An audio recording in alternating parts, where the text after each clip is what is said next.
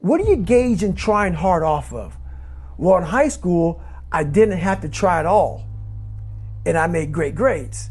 In college, I'm trying hard. You're trying hard compared to what you did in high school, which was it came easy to you.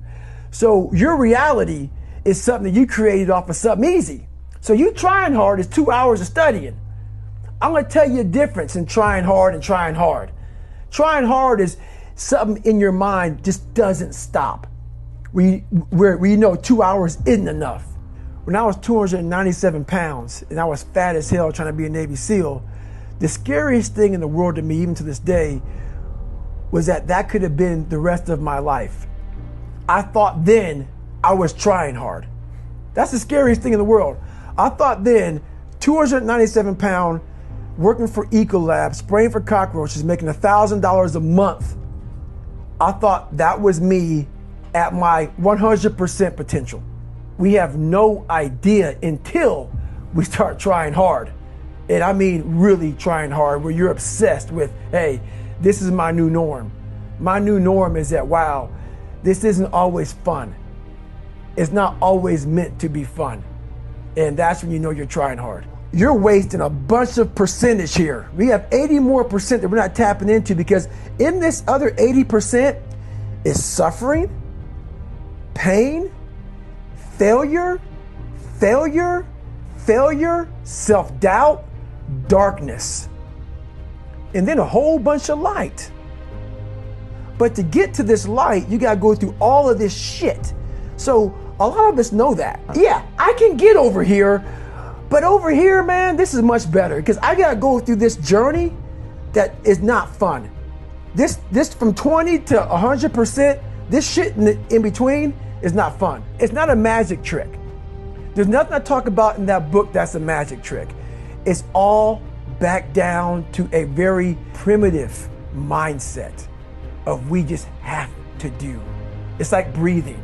Breathing becomes normal. Like we don't even know that we're doing it.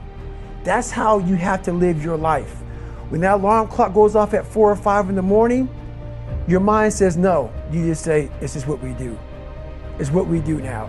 Because to get to where you want to go, the amount of pain involved, I'm not saying physical, I'm not saying you got to break yourself off.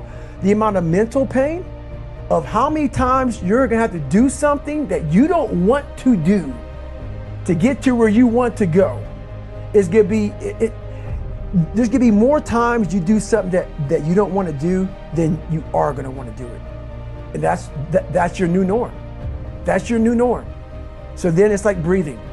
And then once you do this over and over and over again, it becomes like breathing. I don't want to live this lifestyle, but to get to the other side of this, I have to. So if you really want it, you realize what trying is and what trying is not. I want to start callousing my mind. I want to start becoming a better person. And how you become a better person, how you gain mental toughness, how you become the person you want to be, is constantly facing the things that you don't want to face. If you constantly run away from things that you don't want to face, how is there growth? How is there mental toughness? I can give you a class all day long about self-talk, visualization, eat an elephant one bite at a time. But if you're never putting yourself in a situation to actually practice these things, you're never going to grow. I can't put you out there we're all going through a battle in our mind. A warrior is not a person that carries a gun. The biggest war you'll ever go through is right between your own ears. It's in your mind. We're all going through a war in our mind, and we have to callous our mind to fight that war and to win that war. Just basically sick of the grind. What do I do on those days? I go anyways. I get it done, even if I'm just going through the motions. I go through the motions. I don't really want to work out. I work out. I really don't want to hammer on a project. I hammer on the project. Don't really want to get up and get out of bed. Yeah, I get up and get out of bed. Now, these could be signals that you need some time off. And those signals might be right. They could be correct. But don't take today off. Not today.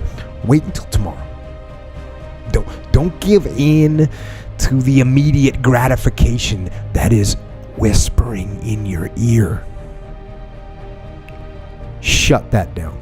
Do not listen to that little voice. Instead, go through the motions. Lift the weights, sprint the hill, work on the project, get out of bed. Now, as an overall rule, I do not like procrastination. You need to get things done. But if you are going to rest, that is one thing that you should procrastinate on. That's the one thing I want you to put off until tomorrow. And if, when tomorrow comes, you still feel like you need to rest or you need to take a break, then okay. Take it.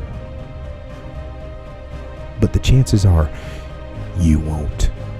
You won't need that rest. Chances are you will realize that the desire to rest was just weakness. It was just the desire to take the path of least resistance, the downhill path, the easy path. And by simply going through the motions, you overcame that path. And you stayed on the righteous path, the disciplined path. You stayed on the war path,